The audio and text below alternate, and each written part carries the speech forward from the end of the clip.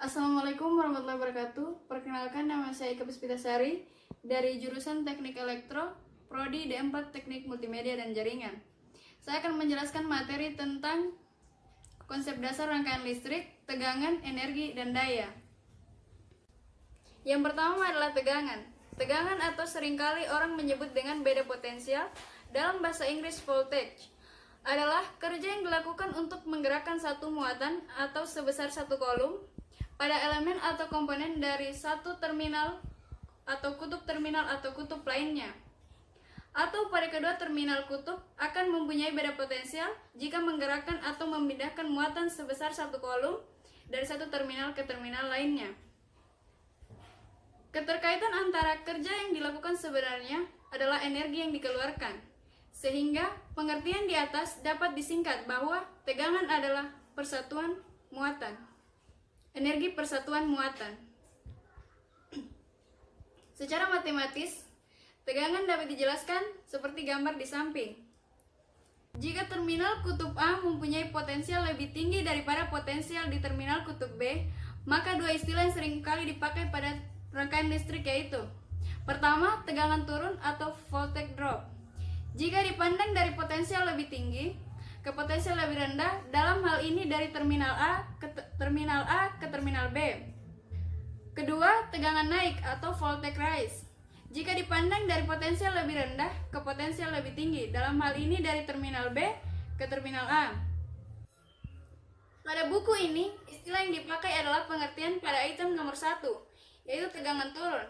Maka jika beda potensial antara kedua titik tersebut adalah sebesar 5 volt, maka tegangan AB sama dengan 5 dan tegangan BA sama dengan 5 volt, min 5 volt. Kedua, energi. Kerja yang dilakukan oleh gaya sebesar 1 Newton sejauh 1 meter. Jadi energi adalah sesuatu kerja di mana kita memindahkan sesuatu dengan mengeluarkan gaya sebesar 1 Newton dengan jarak tempuh atau sesuatu tersebut berpindah dengan selisih jarak 1 meter.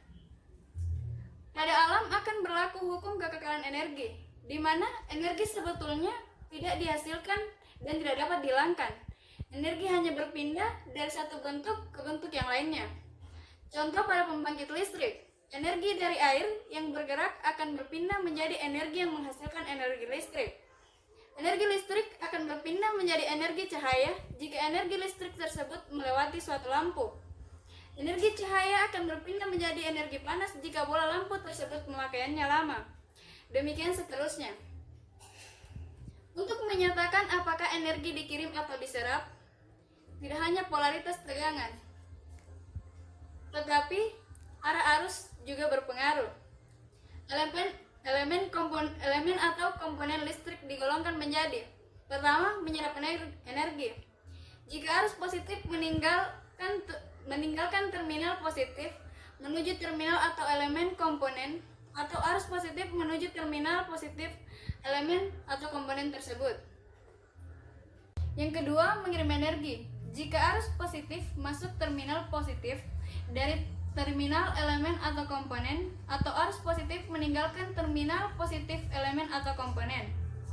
Energi yang diserap atau dikirim pada suatu elemen yang bertegangan V dan muatan yang melewatinya delta Q adalah delta W sama dengan V dikali delta Q. Satuannya adalah joule. Ketiga, daya. Rata-rata kerja yang dilakukan biasa disebut dengan daya. Daya secara matematis, bagaimana cara dijelaskan ini? Yang terakhir, daya. Daya merupakan laju energi yang dihantarkan selama melakukan usaha dalam periode waktu tertentu. Daya secara matematis seperti gambar di samping, dan satuannya adalah watt. Analisis rangkaian. Mencari hubungan antara masukan dan keluaran pada rangkaian yang telah diketahui. Misalkan mencari keluaran tegangan atau arus, ataupun menentukan energi atau daya yang dikirim. Ada dua cabang utama teori rangkaian, yaitu input rangkaian dan output. Prefiks dalam satuan internasional. Dalam satuan internasional, untuk menyatakan bilangan yang lebih besar atau lebih kecil dari satu satuan dasar, dipergunakan notasi desimal yang menyatakan pangkat dari 10 seperti gambar di samping. Sekian dan terima kasih. Wassalamualaikum warahmatullahi wabarakatuh.